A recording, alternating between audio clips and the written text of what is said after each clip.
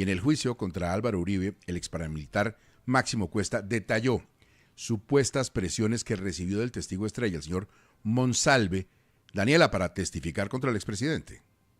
Máximo Cuesta Valencia, alias Sinaí, ex jefe de las Autodefensas Unidas de Colombia, narró ante el juzgado 44 penal de conocimiento supuestas presiones que dice recibió por parte de Juan Guillermo Monsalve para que vinculara falsamente al expresidente Álvaro Uribe con grupos paramilitares. Es que cuando este muchacho Juan Monsalve llegamos al patio y estaba atestiguando en contra de Uribe, nos llamaba y nos indujo que atestiguáramos en contra del doctor Álvaro Uribe Vélez. Yo le dije, pero es que yo no tengo nada que atestiguar en contra del señor, si yo ni lo conozco. Nos dijo que él con eso iba hasta el final con ese señor. Conozco el motivo por cual se empecinó con ese señor. Cuesta Valencia reconoció que no le dijo la verdad a los magistrados de la Corte Suprema sobre una visita que hizo el abogado de Uribe, Diego Cadena, a la cárcel de Cómbita en 2018, donde él se encontraba privado de la libertad cumpliendo una condena de 40 años de prisión. ¿Recuerda usted que le contestó a la Corte? Yo le contesté que no lo conocía, verdaderamente no lo conocía al doctor, pero verdaderamente después de que me enteré que él se había ido a la cárcel, pues sí, porque me sentía bastante nervioso ese día en la corte. A diferencia de otros presos de la cárcel de Cómbita, alias Sinaí, dijo que aunque recibió la visita de Iván Cepeda, el senador nunca le hizo ofrecimientos. Daniela, gracias. Entiendo que hubo además una molestia, Vanessa, de parte de la defensa del expresidente Uribe. Sí, Gustavo, en medio de ese juicio, que recordemos es por presunta manipulación y presión a testigos, el equipo de defensa radicó 2 quejas contra la juez 44 penal del circuito con función de conocimiento en Bogotá. Esta disputa se dio tras la autorización para que 2 ex paramilitares rindieran testimonio de manera virtual.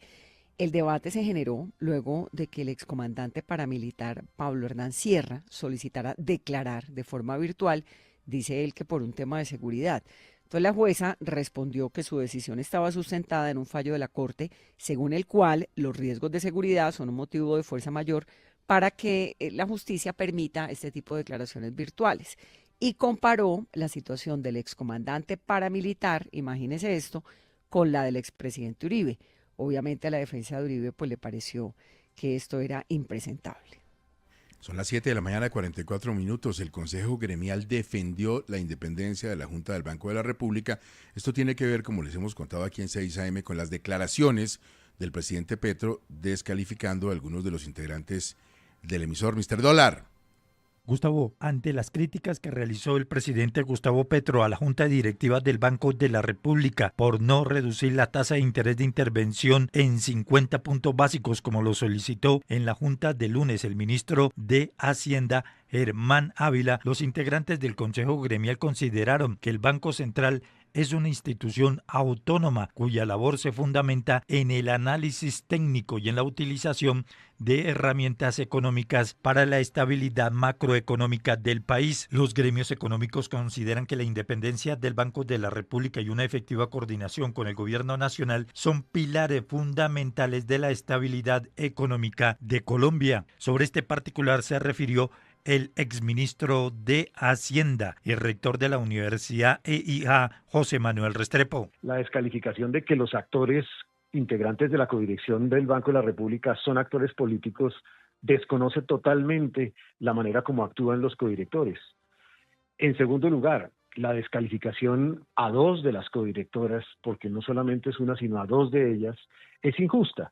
Las 2 codirectoras realmente, y me consta personalmente, siempre han actuado con rigor técnico. Para el director de Fedesarrollo, Luis Fernando Mejía, se debe preservar la independencia del Banco Central. Consideramos que eso no está bien, que el presidente, si bien tiene todo el derecho de criticar las decisiones, pues debe hacerlo dentro del contexto del respeto por la independencia y la autonomía del Banco de la República, que es fundamental, porque es lo que le da la credibilidad justamente a la política monetaria y cambiaria de nuestro país. En el mismo sentido, se pronunció el director de Investigaciones Económicas de Corfi Colombiana, César Pavón. Yo creo que es un momento de unirnos y defender no solamente a los codirectores señalados, sino al Banco de la República. La verdad es que estos pronunciamientos atacan no solamente a aquellos codirectores, sino en general al equipo técnico y a todos los miembros de la junta directiva del banco, que es muy importante protegerlos. Para todo el sector económico de Colombia se hace imperativo proteger la independencia que tiene el Banco de la República a la hora de adoptar medidas, decisiones en materia monetaria. Juan Carlos, que hay un requerimiento de la Procuraduría para el ministro de Minas. ¿Qué pasó? Sí, recuerde que hubo un anuncio del presidente Gustavo Petro solicitando a las entidades encargadas de vigilar los servicios públicos, entre ellos la superintendencia, de tener esos requerimientos a través del Ministerio de Minas. Pues el Ministerio de Minas hizo el requerimiento al superintendente para que hiciera inspección y control a las empresas públicas de Medellín. Ahora la Procuraduría General de la Nación ordena al Ministerio responder un derecho de petición interpuesto por el representante de la Cámara, Juan Espinal, en el que solicita información sobre la motivación de esa posible inspección que harían a las empresas públicas de Medellín. Esto es lo que dice el congresista.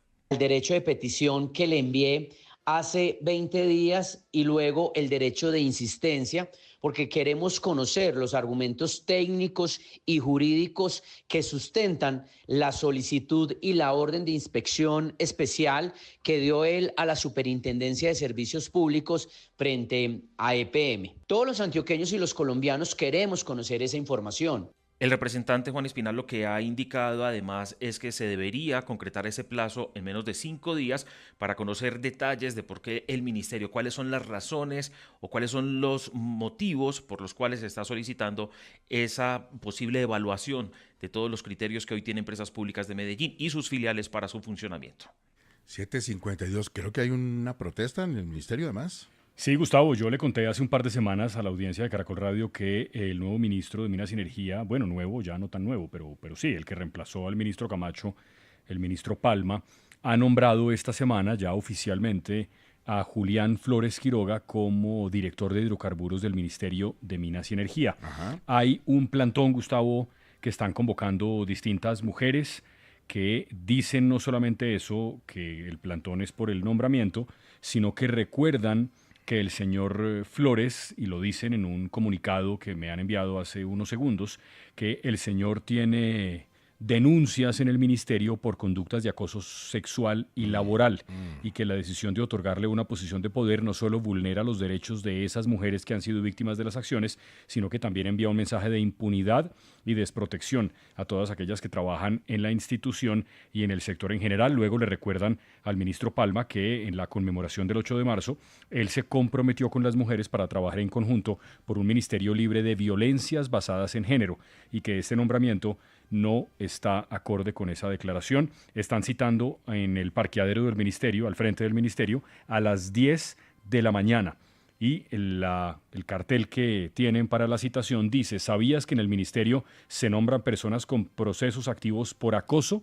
Infórmate y alza tu voz. Bueno, otro lío también tenemos en el Atlántico con la reelección del rector de la Universidad del Departamento, Martín.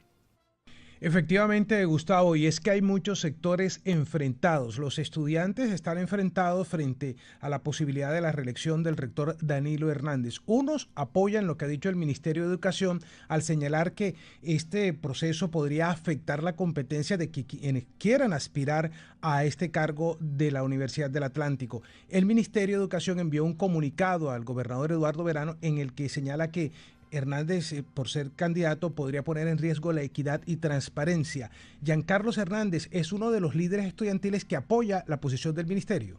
Hoy reformar los estatutos solo generaría un caos de inestabilidad institucional en la universidad, porque nadie va a permitir que en medio de la elección de rector, porque ya estamos en medio de la elección de rector, se cambien las reglas del juego para favorecer a solo un sector, que en este caso sería el actual rector. Y otros estudiantes señalan que detrás de este concepto emitido por el ministerio podría haber algunos intereses no necesariamente jurídicos, lo dice Melissa Figueroa. O sea, no hay un concepto jurídico que diga que no se puede. Ellos lo que hicieron fue contestar desde la subjetividad y bajo el supuesto de que Danilo se reelegiría. Ahora, lo cierto es que hasta el momento no se conocen otros candidatos y que Hernández estaría muy cercano a lo que sería la Casa Char, y de pronto detrás de esto también, por supuesto, habrían intereses políticos. 7 de la mañana, 55 minutos en Caracol Radio. A última hora se suspendió el debate en el cual se iba a definir la suerte del cobro de una tasa especial, la cuestión de la seguridad en Santander. ¿Qué fue lo que pasó, Estefanía?